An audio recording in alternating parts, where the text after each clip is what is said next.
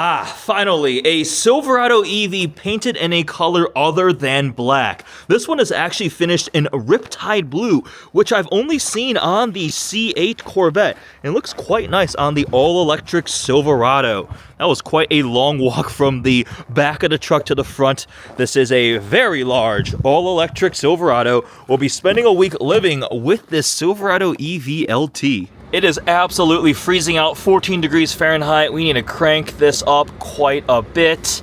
Heated seat is already going. Heated steering wheel, thank you. Oh, it's so cold. All right, Angel specifically requested some chicken noodle soup, so I am going to run to Costco, grab some ingredients. Happy wife, happy life, right? We're gonna make chicken noodle soup. We've got movie night tonight, so we're kicking off our week living with the Silverado EV, running errands. We are currently showing 323 miles of range, looks to be about 80% battery charge. That right there looks like the work truck version. It's got the steel wheels. Now that's the least expensive version of the Silverado EV. Very, very different. And an interesting thing is that work truck does still have CarPlay. Different infotainment setup. You got CarPlay. This one, no CarPlay or Android Auto. Now, one of the strengths of the Silverado EV and the platform sibling GMC Sierra EV has always been the range because of the massive battery pack. The battery capacity on this is pretty gigantic, which does lead to some pretty impressive range numbers. And I've driven the initial Silverado EV RST Launch Edition, a fully loaded, really expensive version. But this one here is more representative of a more regular Silverado EV LT, something more people would be more likely to buy. It starts at $73,000-ish, and this one has been optioned to about $85,000. So definitely a bit cheaper than those initial launch editions. So it'll be really cool to see what this more mainstream Silverado EV is like. Hello, Costco. My happy place. I need to find a way to get like a Costco sponsorship because I'm here so much. Oh my gosh, that is a huge pile of snow that is taller than this truck. Parking, we have our overhead view camera, front camera. Into park we go, and there is no on-off button. You just put it into park, take your seatbelt off, open a door, and you just leave. The Silverado EV does have a proper front trunk.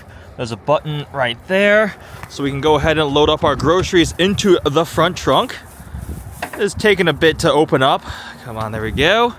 Decent sized capacity. It's not massive, but it's nice that this piece of the front fascia here goes up with the hood, so you don't have to lift stuff over and in. You can just kind of place things in here. So Costco things. Oh, why is it snowing again? And the most important thing, Costco chicken. Go ahead, close the trunk, and then put our shopping cart back. Be a good person. Even when it's cold, just put your shopping cart back. And holy crap, is it cold. I cannot feel my fingers. Oh, why do we live in Michigan? Why do we live in Michigan? Truck just turns on when you get in. You put your foot on the brake. You're good to go. Oh wow, they just like did not bother plowing these roads. Still pretty snow covered. I think I know where I'm going, but I'm gonna try navigation. Directions to Kroger. There's a Kroger 0.4 miles away. Want to navigate there? Yes. There we go. Oh yeah, it's just right around the corner.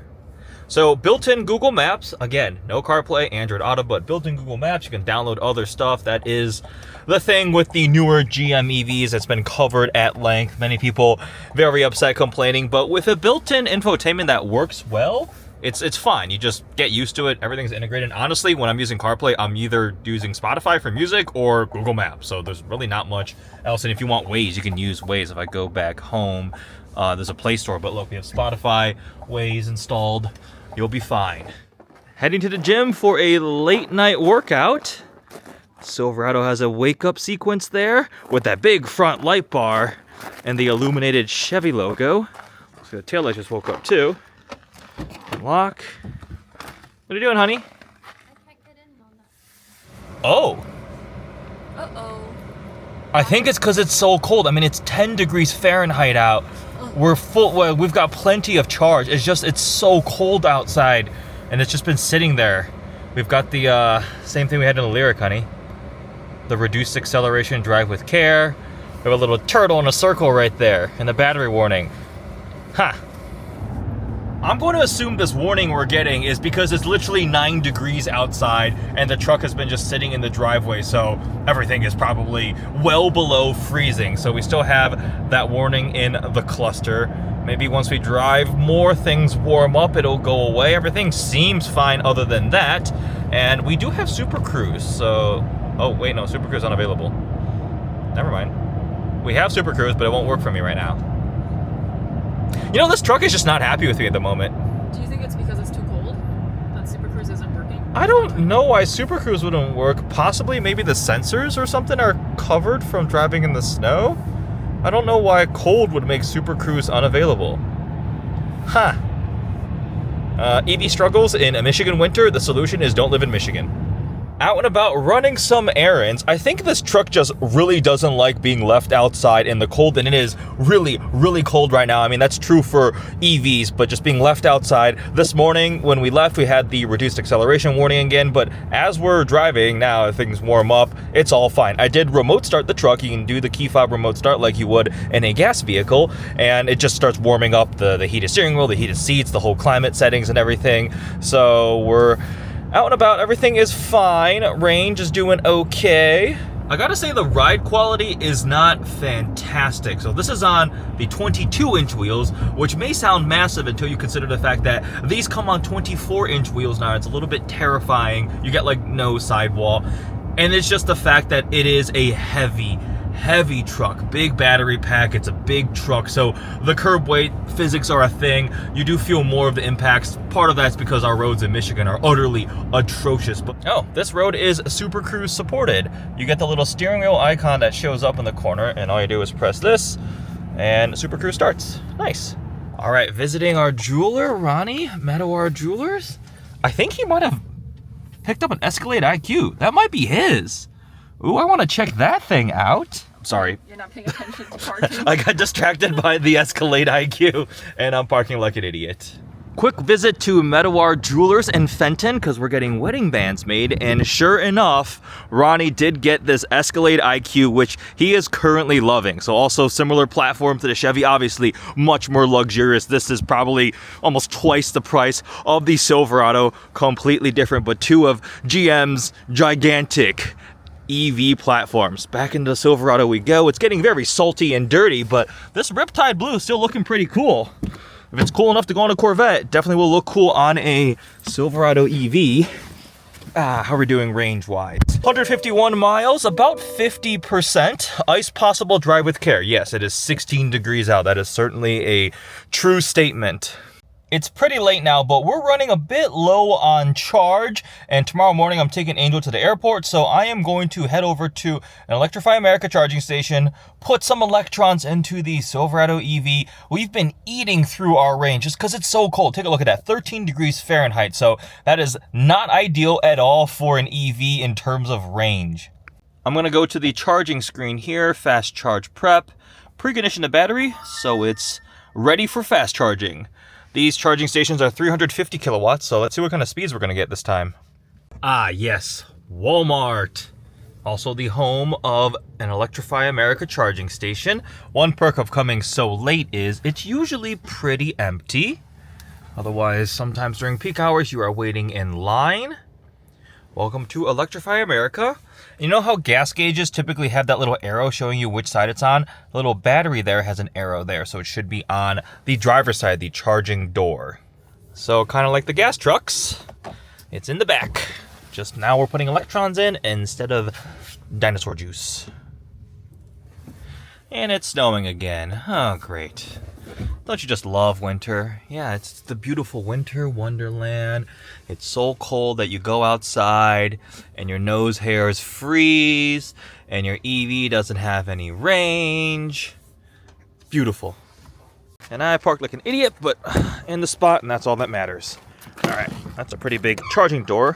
Made some frozen creaky noises. Have a little light around there. You had to pull off this little cover thing to access the fast charging.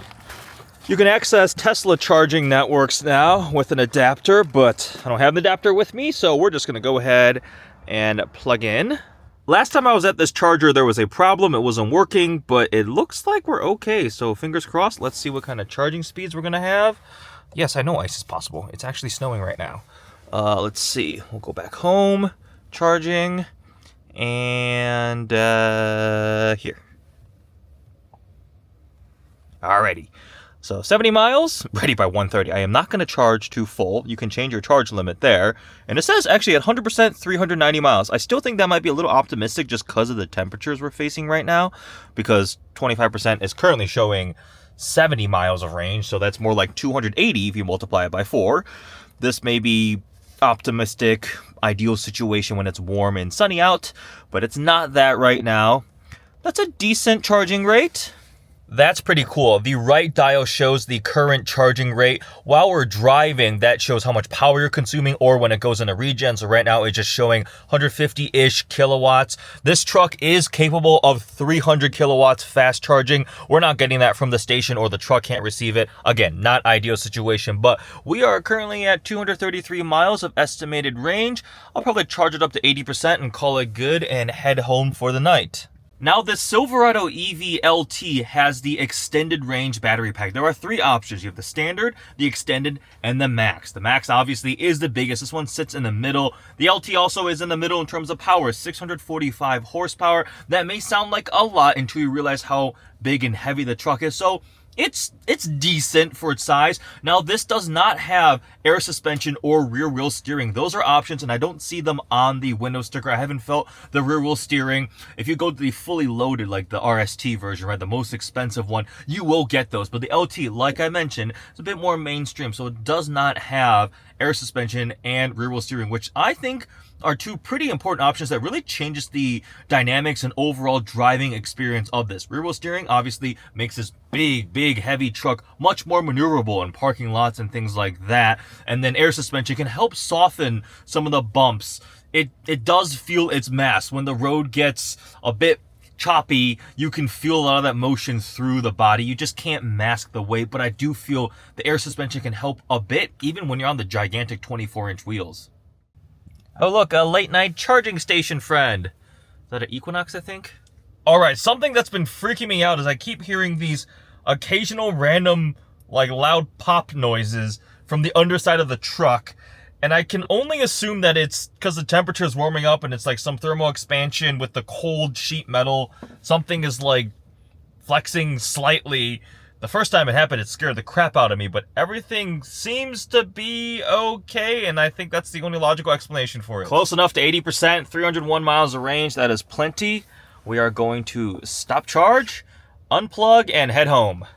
It is very late. And you see that right gauge immediately stops the charging rate, and we're just consuming 1 kilowatt, probably running all the climate peripherals and electronics. Electrify America is not the cheapest. We just got about 99 kilowatt hours and it was $59. So if you own one of these, get a level 2 charger at home, charge at off-peak hours, and it'll definitely be cheaper than some of these fast chargers.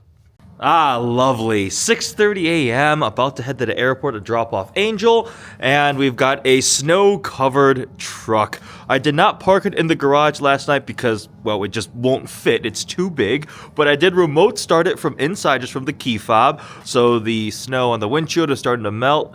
It is kind of interesting because there's no engine under the hood, obviously. We don't have any warmth there from an engine, so the snow won't melt there, but it looks like the cabin is starting to warm up a bit. I'm going to pop the front trunk from the key fob there. Go ahead and load Angel's suitcase in the front trunk.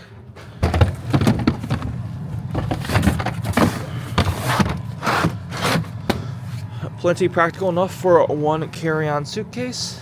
We just got back home. I drove about 56 miles round trip and consumed over 90 miles of range, 96 miles indicated. So as you can tell, the cold weather really has a big impact. Again, that's true for all EVs. And I guess it's better having something like the Silverado EV because it has such a big battery pack. You have a little bit more buffer, but I am glad I went and charged up last night. It's nice getting a fresh haircut, but in the winter, my head is really cold now because it's still snowing. Also, randomly, there are 3 gas Silverados in this parking lot and a Tesla Cybertruck with an interesting wrap. Gotta say, it actually looks kind of small from the vantage point of the Silverado EV. The Silverado is quite big. What would you rather own? One of these the Tesla Cybertruck, a Lightning. There's also the Sierra EV, Rivian R1T. A lot of options now.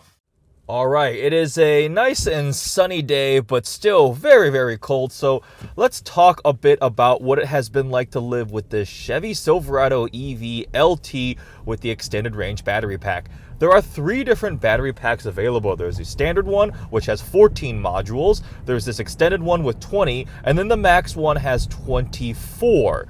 There's 3 different trims. We have the base work truck, which is a true utilitarian work truck, very different interior, bare bones.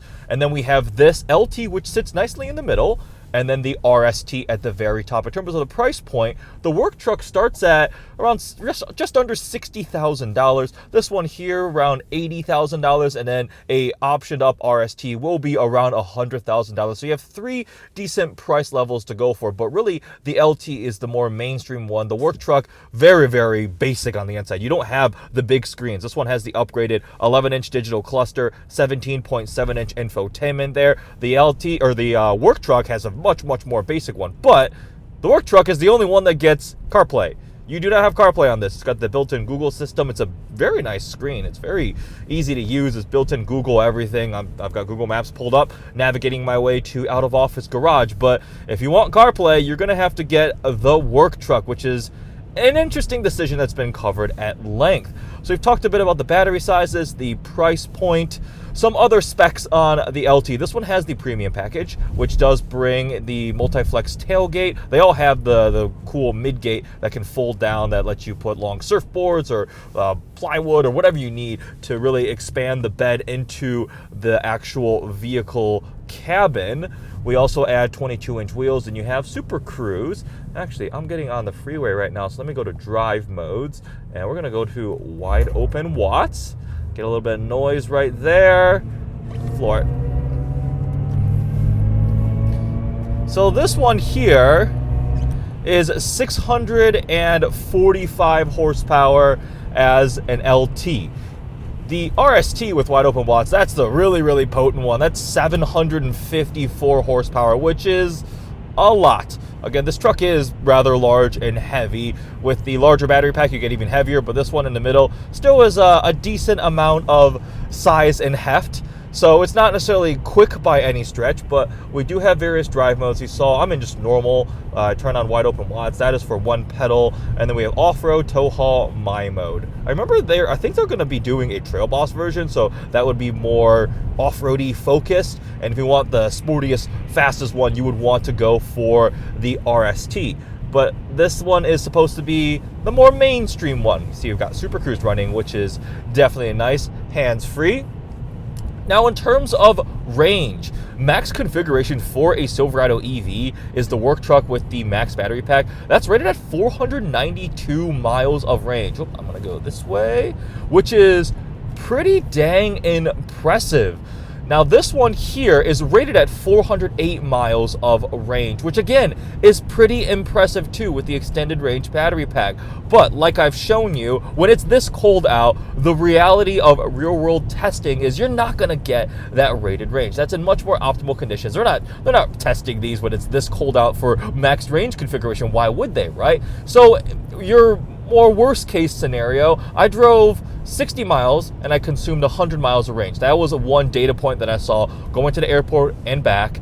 I lost 100 miles and it was 12 degrees Fahrenheit outside. It's marginally warmer today. It's 24, which I guess is double. I can't complain. It's still very cold.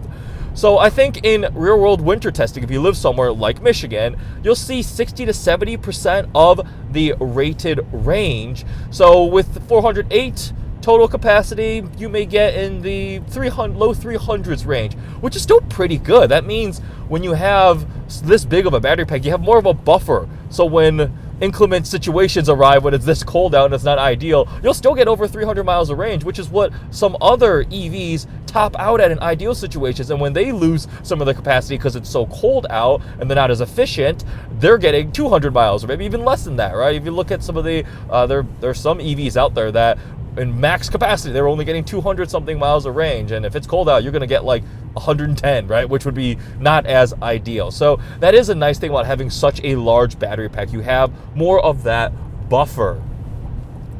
Now, some other practicalities of what it's been like to live with. The Silverado EV is, I think, one of the more conventional feeling of electric pickup trucks.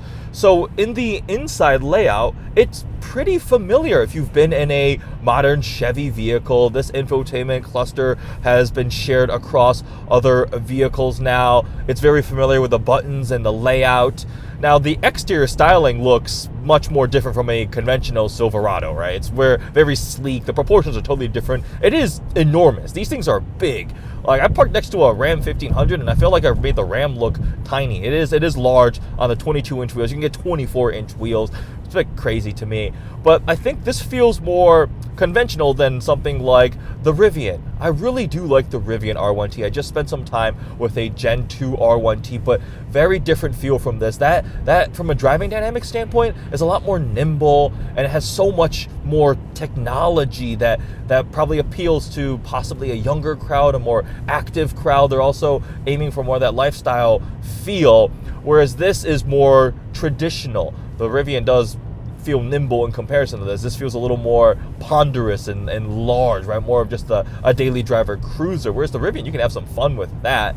Now, compared to the Cybertruck, which is something else, this is also much more appealing and conventional and has concessions to practicality and what you actually want to use a truck for. I think one of the biggest concerns for the Silverado EV is the GMC Sierra EV, because they're mechanically identical. You change styling, interior, and it has a different acoustic package, so the sound deadening. Otherwise, they are the same truck. And when the price point isn't that much different, because these Silverado EVs are pretty pricey, it comes on the preference, I think, from a styling standpoint, but I really liked the Sierra EV. So there's a little bit of cross competition there. At least it's all within the GM family. You also have the F-150 Lightning, but this beats the F-150 Lightning in terms of range very handily, although price point I think is a little bit higher. But those two are still your more conventional feeling trucks out there. So living with a Silverado EV has been nice. I love Super Cruise. I'm currently being driven on my way to out of office garage. Once you get used to the built-in Google Navs, you can just log in, have your apps and everything. It's fine. I actually have not bothered to pair my phone with this system this week.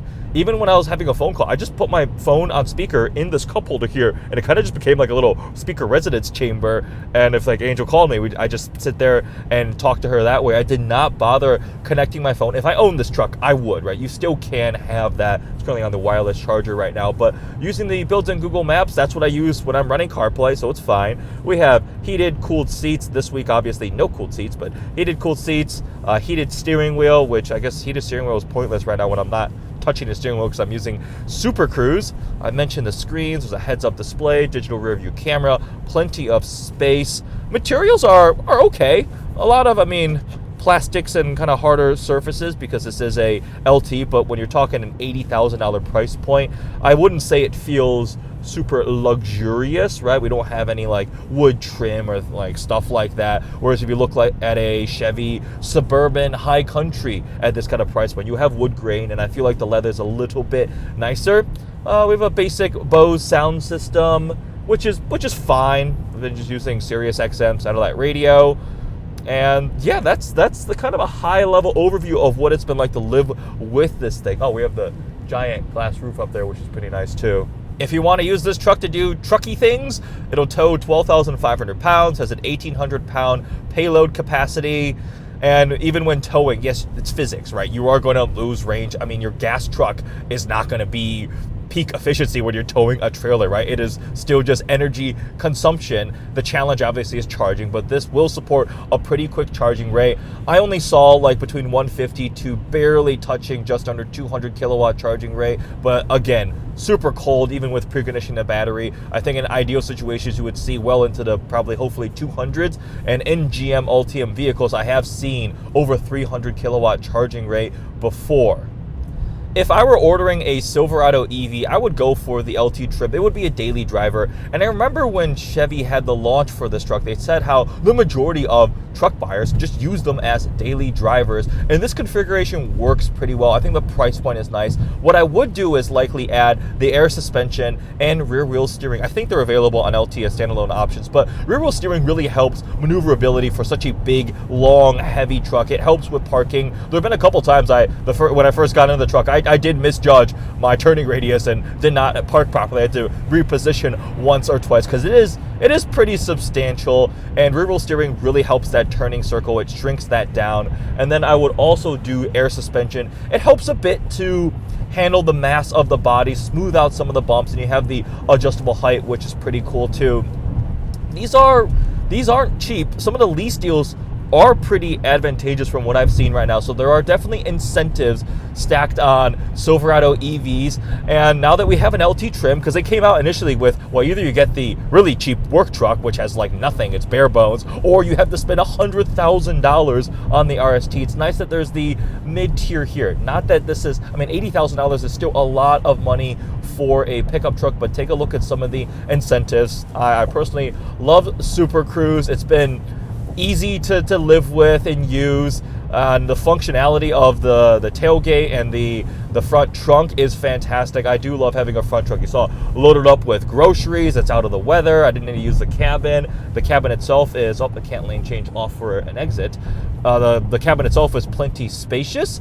The only complaint would be it's a little more simple at the price point. So like if this was a $60,000 gas Silverado, I'd be like, yeah, okay, that's fine, right? You're not going to get the luxury blingy touches, right? But I mean, the price point it's a lot, but everything is really expensive. Everything is very, very, very expensive. So, oh my gosh, I almost forgot to talk about one of my favorite features of the Silverado EV, and it's this little pedal right here. So I'm not personally a huge fan of one pedal driving. I attribute it to the fact that I get these vehicles for a week, right? And I go between gas and EVs and different EVs and back to a gas car. So it takes a little bit of like recalibrating my right foot. So I typically don't use one pedal, which we do have. If I go to drive modes, I can press this right here. One pedal driving normal. You can set the level, off, normal, high. You can have it show up on the home screen. So if I let off on high, it's pretty aggressive regen. So I turn that off.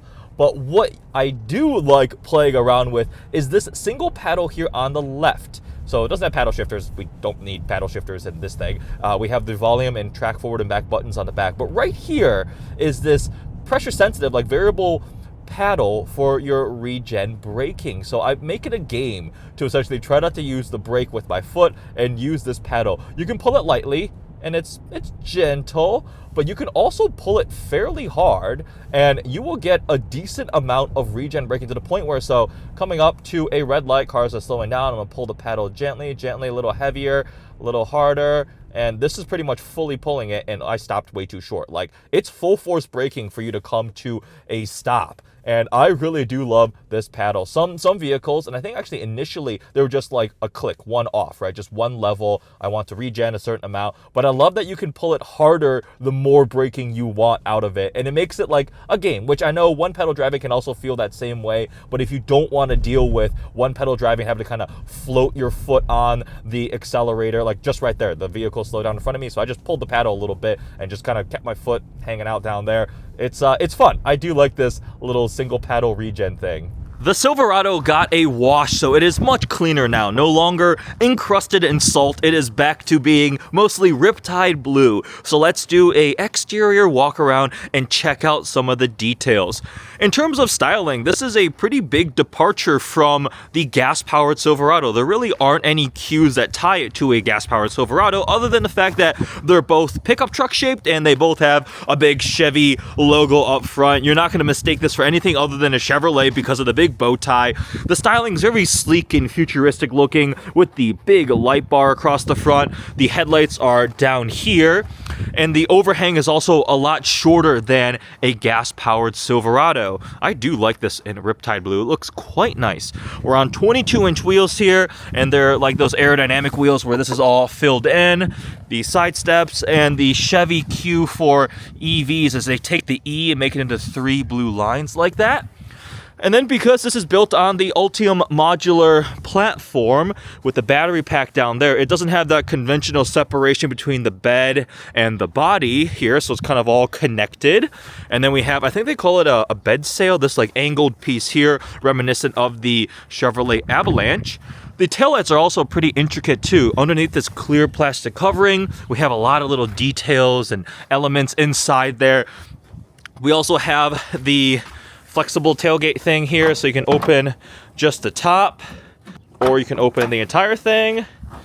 Have this come down, and then, it's cold, and I am struggling very much right now. Oh my gosh, it is so cold. And that becomes a step into your bed. We've got the bed liner here. You can open up that mid gate. We have a soft tonneau cover here. I will close the bed in a moment. We have the side steps here. We're helping you get up and in. And then the gigantic charge door right here. It's a huge charging door. And there we go. I'm happy to see these in a color that's not black or white. The RST, like first edition, launch edition ones, were all finished in black. And then the work trucks seem to all be white. So this blue looks very, very nice. You can order it on a Corvette, but you can also get it on a Silverado EV. So there's a look at the Chevy Silverado EV LT styling. In terms of size comparison between this EV Silverado and here's a gas one, it looks like they're very similar height, but just completely different personality styling wise. I mean, look at that light bar with the light up Chevy logo versus the gas powered one. Let's wrap up our final thoughts on what it has been like to live with this Silverado EV LT.